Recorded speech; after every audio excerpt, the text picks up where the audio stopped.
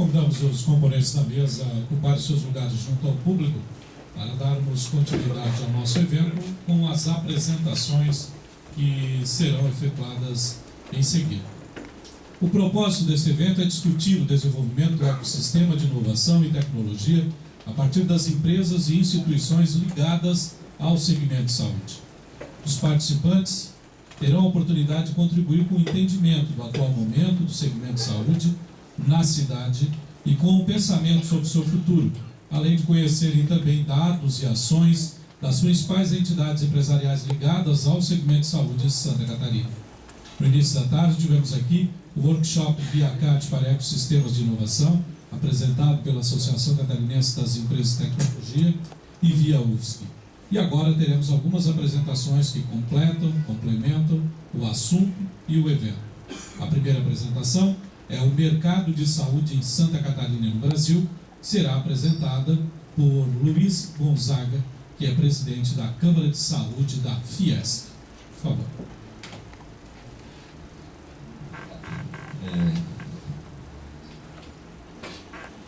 Eu queria saudar toda a plateia, a nobre mesa, meus amigos, e corroborando com o que foi dito antes, né? Já existe um certo analfabetismo na saúde, no entendimento de como o nosso corpo reage ou como ele funciona.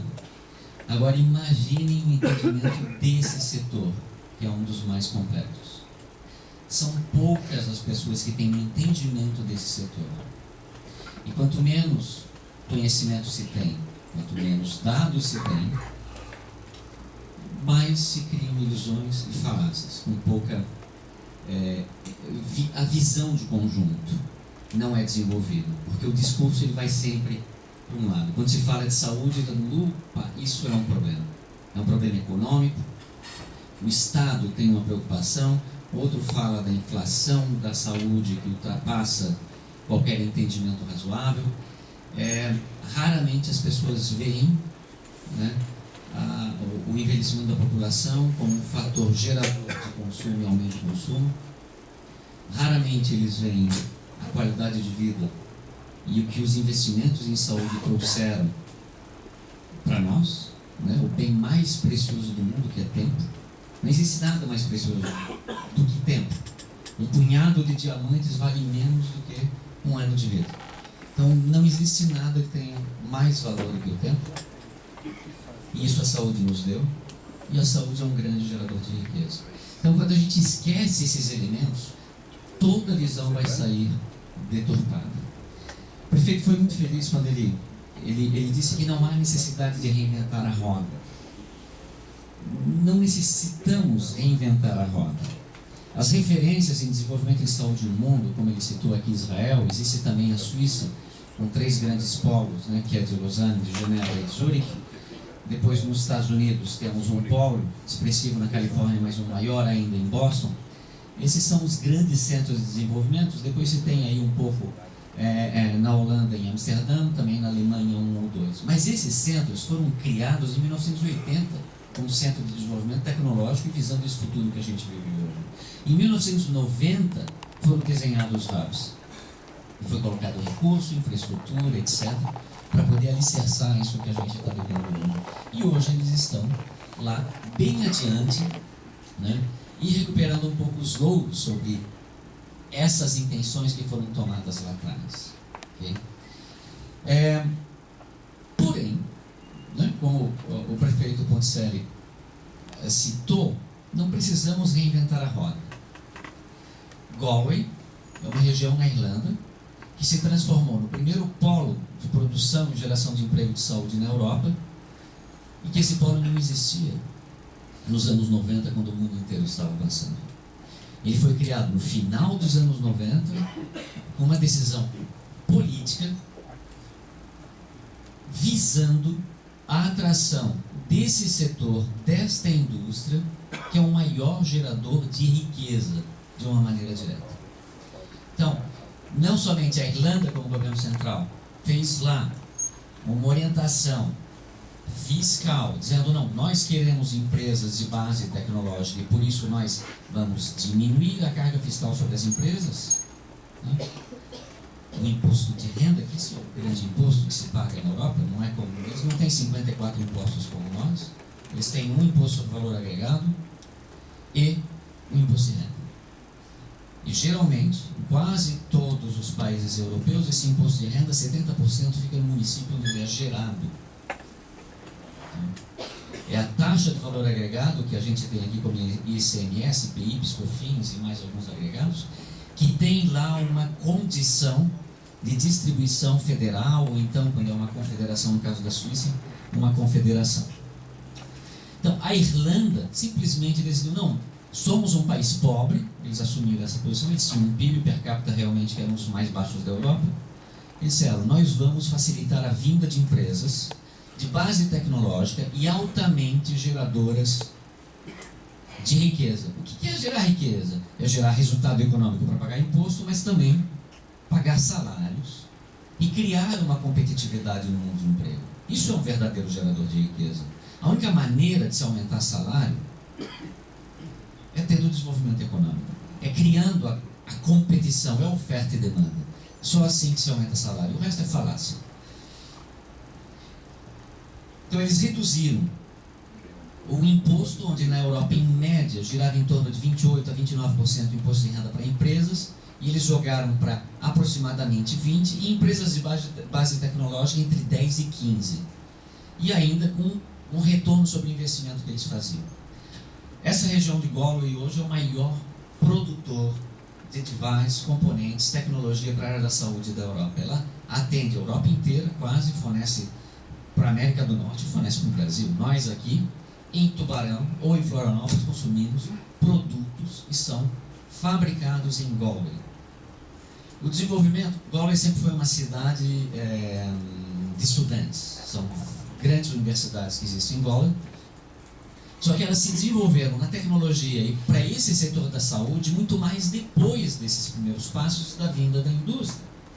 Porque a indústria ela é precursora e formadora também de parcerias e um acelerador, digamos, até da academia no foco da pesquisa. Então ela sempre esteve ligada à pesquisa. Se você visitar hoje, por exemplo, a EPFL, que é um centro de referência de desenvolvimento de saúde na Suíça, você verá um prédio que é da Medtronic, um prédio que é da Bosch, um prédio que é... A indústria está presente de uma maneira direta dentro da universidade, junto com a academia. Por quê? Por um interesse econômico, o que no Brasil foi proibido e ainda continua sendo. E se eu disser o que eu disse aqui agora dentro da UFS, quando eu fui conselheiro do CUM, eles vão querer me matar. Porque, para muitos, a universidade não foi feita para gerar riqueza. Então, eu não sei em que mundo eles vivem. Né? Onde o mundo inteiro está lá na frente dizendo, não, peraí, a universidade tem uma missão, ser geradora de inovação e de riqueza. Ela tem que contribuir com o desenvolvimento da sociedade, de uma maneira clara e objetiva. Tá? E é nesse sentido que a Fiesc, Federação das Indústrias do Estado de Santa Catarina, porque acreditamos na indústria como um gerador de riqueza, e ali eu tenho um ponto de discordância com o prefeito. Por mais vocacionada que seja a nossa região aqui de Tubarão para serviços ou outras coisas, não existe nada que seja mais gerador de riqueza do que transformar alguma coisa e ajudar e agregar um valor, que seja um valor consequente e substancial. Permite que o produto que se produz aqui traga recursos de outros estados, de outras cidades, de outros países, do mundo inteiro. Então, a indústria é a grande âncora do desenvolvimento, aquilo que sustenta. Eu tenho uma relação forte com a Suíça e as pessoas dizem, não, a Suíça é um país pequenininho e segredo bancário e tal. Não, a riqueza da Suíça vem da indústria. 34% do PIB da Suíça é indústria. O PIB da Suíça é $92.000 por indivíduo e por ano. O nosso é 7.500. 34% desse PIB é indústria. E indústria de ponta, indústria indústria de tecnologia, indústria do conhecimento. Indústria. Palpável. Produtos que nós utilizamos todos os dias. Então a indústria ela é extremamente importante porque ela permite que a gente traga a riqueza que foi gerada em outro lugar para cá. Dentro, sem querer discordar, prefeito, o senhor tem plena razão das vocações hoje presentes aqui. Mas nós temos que fazer um esforço para o desenvolvimento da indústria. Eu quero chegar aqui, Fiesc, Câmara do Desenvolvimento da Indústria da Saúde. Por quê? Na missão da Federação das Indústrias do Estado de Santa Catarina, também como um vetor de apoio ao governo do Estado na formatação de políticas industriais, demonstrando a importância desse setor, ela desenvolveu um trabalho alguns anos atrás, que foi o PEDIC, o Plano do Desenho da Futura Indústria do Estado de Santa Catarina para o ano 2020. E por incrível que pareça, essa indústria que não existe no nosso estado, ela é tão pequena que não aparece nas estatísticas, tá? Ela foi descrita em todas as regiões, dentro desse programa do PEDIC, que envolvia a academia, a indústria, o comércio, diversos atores, como um setor portador de resultado. Ora, a gente estava dizendo que se existe um setor portador de resultado, esse da indústria da saúde, mas a gente nem sabia o que era. E, tampouco, ele existia. Se a gente vai nos Estados Unidos, ou lá, sei lá, qualquer região industrial, a percepção que se tem é que o mercado da saúde é algo pujante, porque sempre tem alguém que depende dele. 17% da economia americana é a indústria da saúde. E a economia americana é uma economia. Só a redução fiscal que o Trump ofereceu no ano passado dá um PIB brasileiro. A redução fiscal que ele deu dá um PIB brasileiro. De novo, nosso PIB é $7.500 por habitante. O PIB deles é $75 mil, $80 mil. E 17% desse PIB é a indústria da saúde. Quer dizer, eles têm 2 vezes a geração de riqueza total do Brasil só no setor da saúde. E isso não é um problema. É riqueza. Se alguém na América do Norte inventasse uma varinha mágica, vamos lá, aqui no reitor, não tem mais dor nas costas, não precisa mais de remédio, não tem mais problema nenhum, a América ia entrar em colapso e o resto do mundo junto. Porque 17% do PIB é 17% do PIB. Só tem um país no mundo que pode perder 8 a 10% do PIB em 2 anos e continuar vivo, é o Brasil. Mais nenhum outro teria. Entende? Então, a indústria ela tem esse potencial, isso foi visto, né, em todos as regiões como portador de resultado. Ok. Mas o que é a indústria da saúde? Todos nós temos a saúde como um bem, um direito. E é verdade, não existe nada mais valioso do que o produto final que a saúde nos oferece, que é tempo. Como eu disse antes, nada vale mais do que tempo. Se o anjo da morte chega amanhã e ele diz, escuta, tens 2 semanas, meu caro. O que você dá para viver mais? Para ver seus netos crescerem, seus filhos crescerem? Você dá tudo que conquistou. E ainda se compromete a trabalhar o resto da vida para poder também dar tudo aquilo, porque aquilo não é nada comparado ao tempo. Por isso que a saúde tem um aspecto novo. Quem trabalha com saúde, eu também trabalho com saúde, né?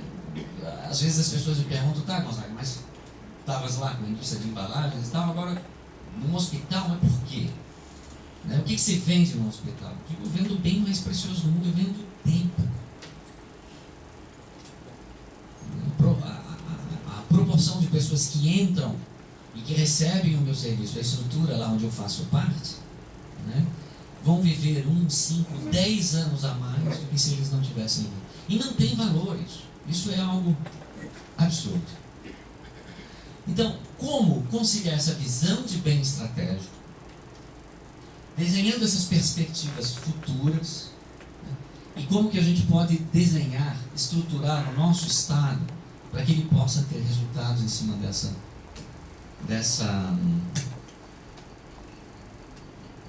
cadeia de valores, né, dessa indústria. tem que partir de um princípio básico. A saúde é um gerador global de riquezas. Nós não podemos mais olhar para a saúde e pensar que a saúde é um problema. Ela não é um problema.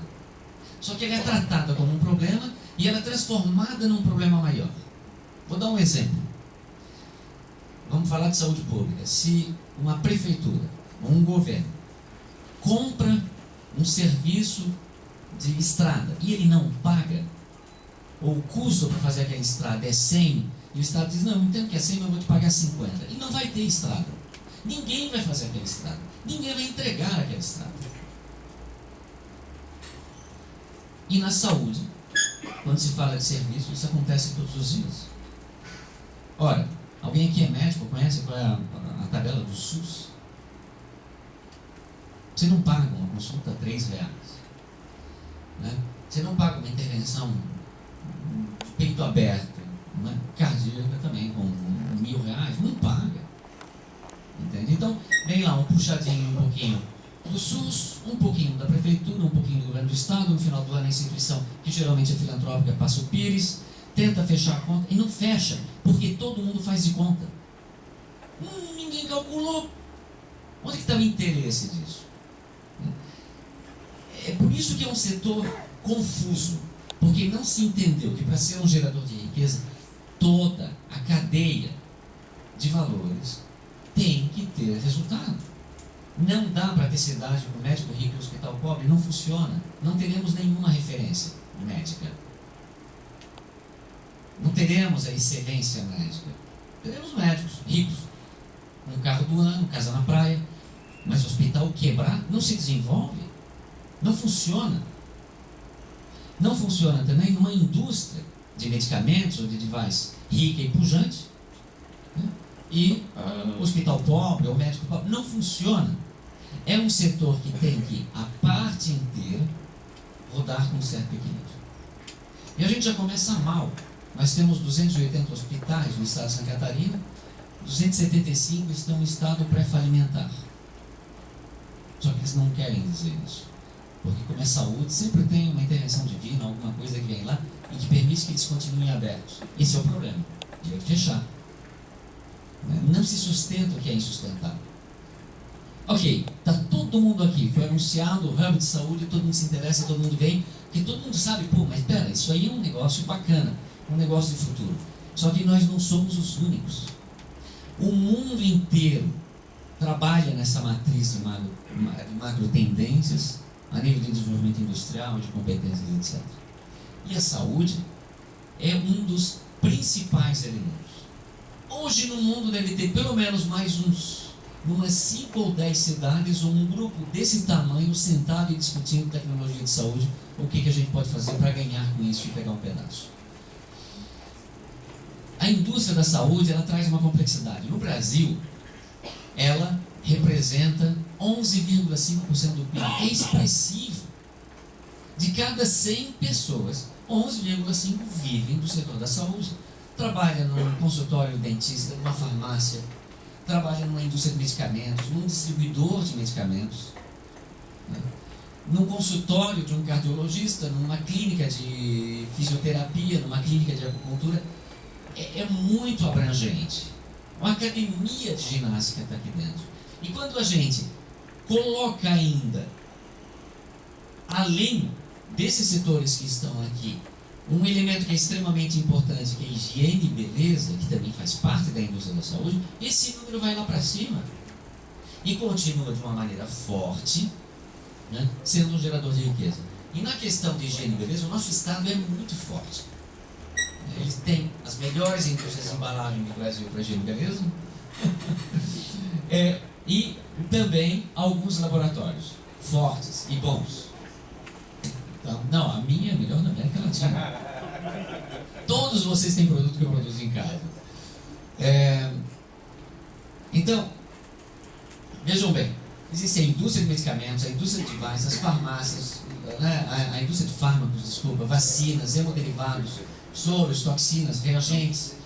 Depois todos os equipamentos que são utilizados no consultório, no laboratório, toda a parte de órtese, prótese, materiais, toda a saúde animal, que o nosso Estado é referência, isso também é saúde, isso também faz parte dessa indústria, desse setor.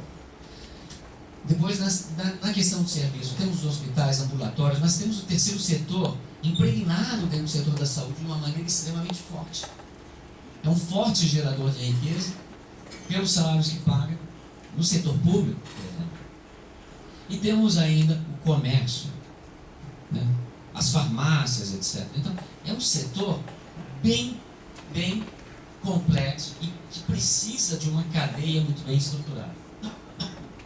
Giovanni, só peço para você controlar o meu tempo, porque isso até hoje eu não aprendi ainda. Tá. Então ela precisa de empregos qualificados, tá? Ela tem uma utilização intensiva da tecnologia e é geradora de conhecimento. Tudo isso corrobora com a vontade de desenvolvimento e com o potencial que a gente tem em nosso Estado. Os grandes empecilhos que a gente vê para o desenvolvimento dessa indústria, um deles é a alta tributação, mas isso é quase que para toda a indústria que a gente vê ou conhece no Brasil. Nós temos o sistema tributário mais completo, mais eficiente, mais ineficiente, e é o maior sistema voltado para a pobreza do mundo. Não existe em lugar nenhum do mundo um sistema tão burro. Ele é burro. Você tira dinheiro da empresa sob forma de dividendo, não paga imposto, e a empresa empobrece, não cresce, não gera riqueza. Se você deixa dentro para que a empresa contrate mais, cresça, compre mais máquinas, o dia que você vender a empresa, você paga 25% sobre o ganho que você teve dos ativos. É ridículo. O Estado está dizendo não invista. Não faça isso. Não invista. Se você tiver uma empresa, por favor, tire seus dividendos, você não vai pagar imposto. Agora, se você deixar dentro, eu vou te cobrar. Vou te cobrar lá na saída. É absurdo. Sem contar, né, a profusão, a complexidade e a maneira como funciona. Nós temos um imposto sobre produtos industrializados. E isso é o cúmulo. O maior gerador de riqueza tem um imposto específico para ele, que vai em média de 15% a 25%. É ridículo. Isso é um custo direto que a gente tem lá no final. Nós pagamos a energia elétrica mais cara do mundo. Alta tributação. Enfim, dá de ficar horas aqui. Órgãos regulatórios. Outro problema. Qualquer coisa que você queira fazer no Brasil é complicado. É difícil. É complexo. E daí o que acontece? Só se faz merda. Porque tem gente que faz. E que burla. E que tenta. E não deveria. Existe um órgão regulador natural, oferta e demanda. É bom, eu compro, me atende, eu compro. Não é bom, eu não compro. O melhor poder de exercício democrático. Eu vou achar um cliente aqui no bolso, não sei o que vai sair. R$50. Estou bem hoje. Essa é a melhor cédula de voto que existe no mundo. Eu compro, existe. Eu não compro, não existe. Eu compro uma Coca-Cola, Coca-Cola vai continuar existindo. Se eu deixar de comprar, ela não existe mais. A oferta e demanda é o melhor órgão regulatório que se pode ter. Só que aqui a gente gosta de criar esse tipo de coisa. E nós chegamos a um cúmulo de pagar mais caro, de salvar menos vida pela complexidade de se certificar e homologar um produto lá.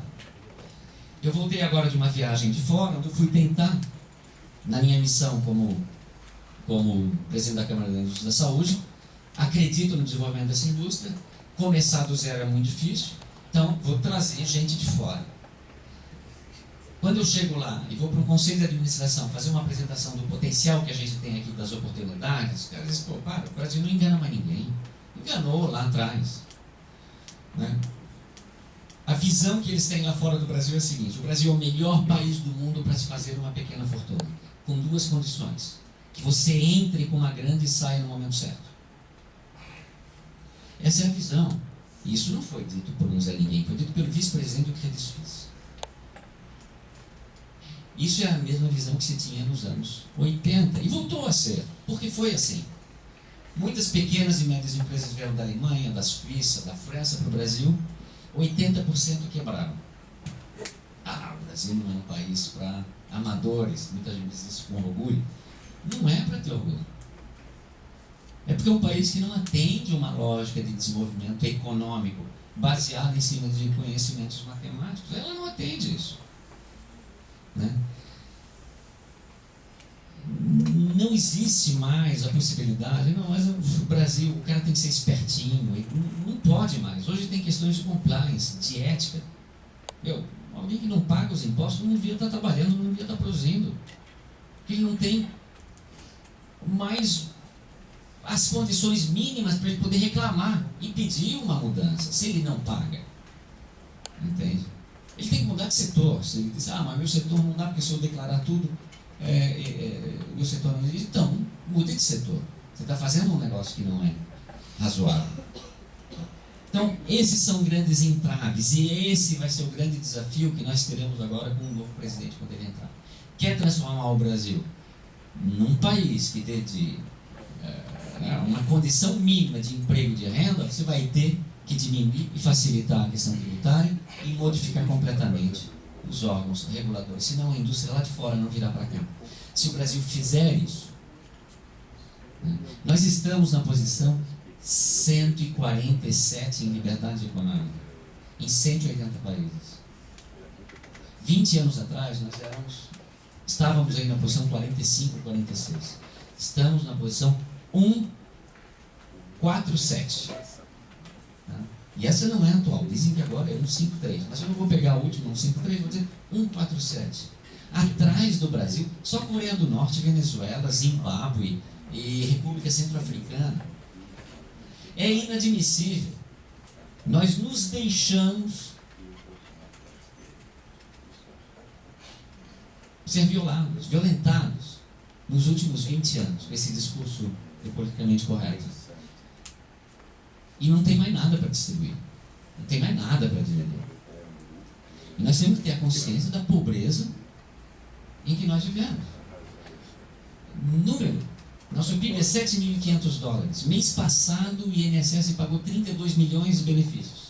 E nós temos hoje na economia formal, isso é número do CAGED, 39 milhões de pessoas trabalhando na economia privada. Mais 10 milhões no setor público, dá 49. Com uma população de 206, não precisa ser um AIS em matemática, não fecha. 206 milhões de habitantes, 49 milhões trabalhando, sendo só 39 na economia privada. E ali tem menor aprendiz, os encostados esperando a aposentadoria e quem está com doença, gravidez, alguma coisa parada nesse processo. Estão trabalhando mesmo, tem aí 33, 34. Não é possível. E, sistematicamente, só do INSS, quase todos os meses, são 32 milhões de benefícios que são pagos. Então, a conta não fecha. A gente precisa de um entendimento matemático. Vou mais rápido agora, porque eu vou ter que acelerar. 10,52% do PIB. Há quem diga que o potencial que nós temos é de atingir 20, 25% do PIB como setor da saúde, essa indústria, em 2030.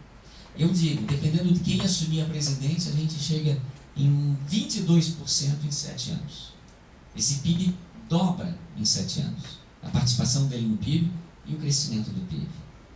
Porque há uma vontade dos produtores e fabricantes do mundo inteiro de estar aqui, de produzir aqui. Isso aqui é o que os países gastam. Vocês veem os Estados Unidos lá, 16,8. Pode parecer muito, mas para a América é geração de riqueza. E ela é perceptível porque a indústria está em todos os cantos. Você vai em Nova York, você vê indústrias de tecnologia de saúde. Você vê hospitais, você tem muita gente que depende, vive diretamente nesse setor. Você vai em Massachusetts, também a mesma coisa. Você vai na Califórnia, a mesma coisa. Há uma percepção que isso é a geração de riqueza. Aqui, quanto que eles gastam?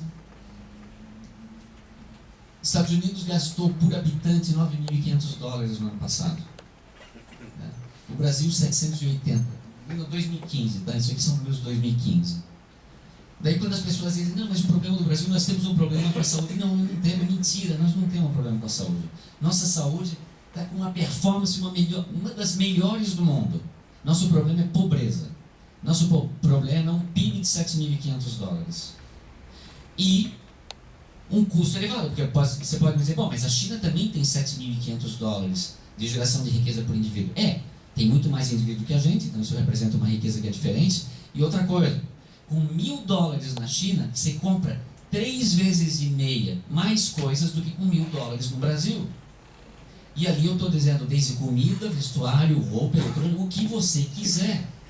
Então o poder de compra lá é muito maior.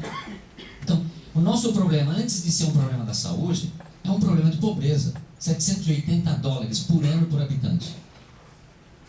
Então, aí você não está sendo gentil comigo, vou ter que acelerar. Então, é um efeito complexo. Tá? Então, deixa eu passar aqui a demonstração dos outros países. Perspectivas futuras. 2014. Melhorar os serviços da saúde. Representava 49% das prioridades da população brasileira. 2015, 51%. 2016, 36%, porque o combate à inflação, controlar a inflação, que a gente começou a sentir a inflação, começou a trazer um pouco de medo. Mas a saúde é um centro de preocupação. Para um trabalhador, ter um plano de saúde é um benefício extraordinário. Morar no lado, próximo de uma UPA que funcione, isso eu já vi lá em Florianópolis, venda de apartamento, dizendo, não, eu estou no lado da UPA de tal lugar, que era uma UPA que funcionava. E aquilo tinha valor. Entende? Por quê? Porque é um anseio. E nós temos um grande problema para enfrentar pela frente, mas também que traz uma oportunidade, que é o envelhecimento da população. Na vida da gente, o consumo em saúde, se a gente fizer um gráfico aqui, o consumo de saúde vai estar lá no final. São os últimos, vamos lá, para ser gentil, 36 meses de vida, que nós vamos consumir 80% dos gastos de saúde. E nós temos que estar preparados para isso. E o nosso sistema não é justo. Porque o próprio seguro-saúde, a saúde suplementar, ela tinha uma nobre missão social a cumprir e não cumpre. Porque ela só assiste e cobre quem está trabalhando. Quem está trabalhando não precisa de saúde. Precisa de saúde quem se aposenta. Porque é lá no final. E o maior custo está lá atrás. Aqui também um outro problema que nós vamos enfrentar, com o envelhecimento da população, nós teremos menos gente trabalhando para mais pessoas aposentadas. Vou acelerar o processo. O que vem acontecendo com o número de leitos? O número de hospitais, desculpa, ele diminuiu. E por uma razão simples, nós temos hospitais demais. Nós temos hospitais demais. Santa Catarina, um estado pequeno, né? 7 milhões e meio de habitantes, ter 290 hospitais é um exagero. Um hospital é o terciário, em alta complexidade, isso representa 2% dos atendimentos. E ele tinha que ser dedicado a essa alta complexidade. Mas para isso você precisa ter um bom atendimento na base. E é normal que eles não tenham eficiência econômica. O número de leitos também, mas aqui houve um escorregamento. O setor público diminuiu o número de leitos, o setor privado teve um leve crescimento. Com a crise econômica e o desemprego, isso teve um impacto no número de segurados e seguro-saúde, mas foi pequeno. Teve 13 milhões de desempregados. E nós perdemos 2 milhões e meio, 3 milhões de segurados. Então, foi menor do que o impacto do desemprego, que é um produto que as pessoas têm sem interesse de ter. O grande desafio está aqui. A acessibilidade. Pouco importa se é público ou privado, de alguma maneira nós vamos ter que reinventar o sistema para que as pessoas tenham acesso. Uma das maneiras é passando pela valorização. Quanto mais gente tem um contato, uma relação direta com a geração de riqueza do setor da saúde, menos esse setor incomoda. Então, ninguém se incomoda com o custo dos automóveis. ou da alimentação, ou do vestuário? Ninguém. Compra o que você quer. Não é? O produtor, o agricultor produz, a indústria beneficia, a cooperativa intervém, depois tem um distribuidor, até que chega no retail, quando você vai lá, você compra aquilo que o seu dinheiro permite, que você leva para casa e você se alimenta. É um mercado livre. Na saúde, não. Existem as agências, existem as associações, existe tanta coisa regulando, por isso que ninguém entende. E eu não estou querendo aqui ser presunçoso, dizer que eu entendo mais do que o outro. Não, eu vim para confundir. Jogar mais elementos para que a gente possa se interrogar e um dia ter um entendimento sobre esse setor de uma maneira clara. A indústria da saúde, ela não aparece nem no mapa, a de Santa Catarina. Onde nós mais nos destacamos são as empresas importadoras de bases de produtos químicos, algumas iniciativas no meio da tecnologia, né, como o Valmir vai fazer uma apresentação aqui. E temos aí indústrias de embalagem e alguma coisa para higiene e beleza. Mas o grosso, né, da indústria de saúde no Brasil, e higiene e beleza, né, está em São Paulo, Minas Gerais e Rio de Janeiro. Em Santa Catarina, o setor direto da saúde, sem considerar a cadeia de valores, que envolve embalagens, indústria gráfica e outras coisas, ele emprega 7.800 trabalhadores. Isso não é nada. Por isso que ele não aparece na estatística. São 252 estabelecimentos, a maioria pequenos. Houve um certo crescimento, mas ainda não com uma grande qualidade. Então, o grande desafio, como fazer isso aqui crescer? Simples, nós vamos trazer a indústria de fora. Nós vamos trazer tentar convencer quem está em São Paulo, ou no Rio de Janeiro, aqueles ali, mas também quem está em Galway, quem está em Lausanne, quem está em Genebra, quem está onde são os grandes centros de desenvolvimento e inovação. Como? Nós vamos pegar aquelas empresas que já têm um produto, que já têm FDA, que já têm CE, que tem um produto que seja inovador, okay? Que tem um grande potencial e que estão iniciando o processo de distribuição deles na Europa ou no mundo. E dizer, não, peraí, a gente vai ajudar vocês a trazer isso para o Brasil. O Estado de Santa Catarina vai ser a porta de entrada. Nós vamos arrumar lá um lugar para vocês se instalarem, a gente vai ajudar pela Câmara, pela CAT, etc., para que os órgãos também de regulação que estão dentro, a Anvisa, a Avisa, está dentro da Câmara da Indústria da Saúde, para que a gente possa contribuir com esse desenvolvimento. Oferecer uma assistência jurídica, uma assistência contábil. Você não faz ideia da complexidade que é o Brasil para uma empresa lá de fora.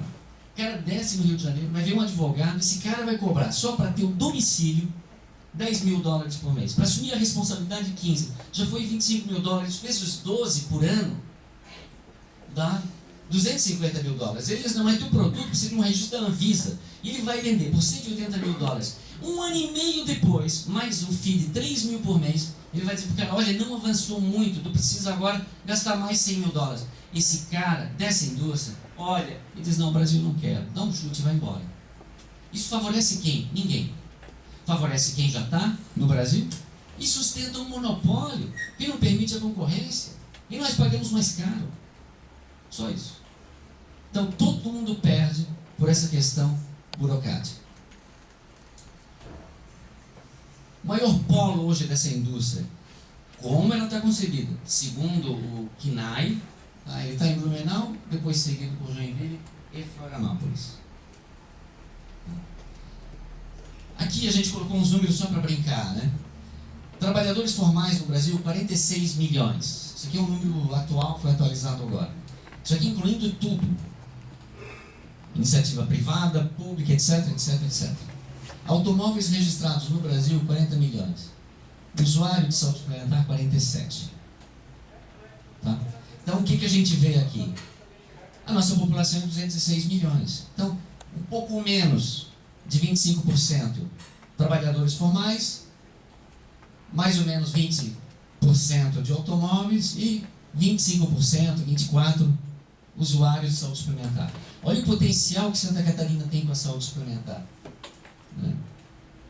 Nós temos aí 7 milhões e meio, 7 milhões e 600 habitantes, temos 2,2 milhões de trabalhadores formais, que é uma proporção diferente que aqui, Temos 2,6 milhões de automóveis registrados e temos somente 1,5 milhão de segurados de saúde suplementar.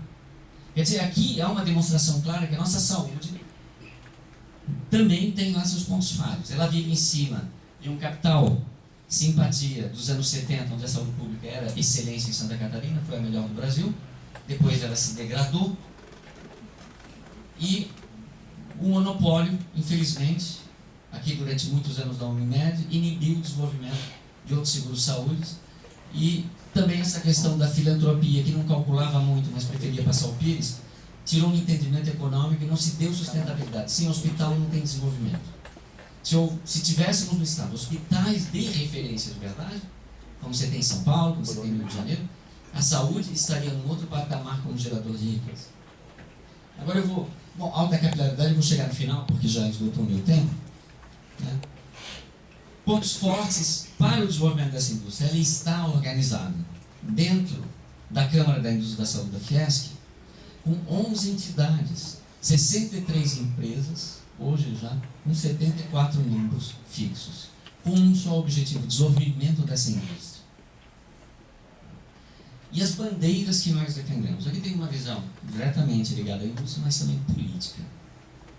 A indústria da saúde como gerador de riqueza. Essa é a primeira bandeira.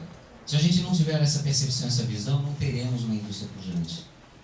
Foco na atração de investimentos industriais. Quer dizer, não adianta de nada esperar a maturidade das nossas empresas pequenas ou criar um programa absurdo de incentivo para criar. Vai ser tarde.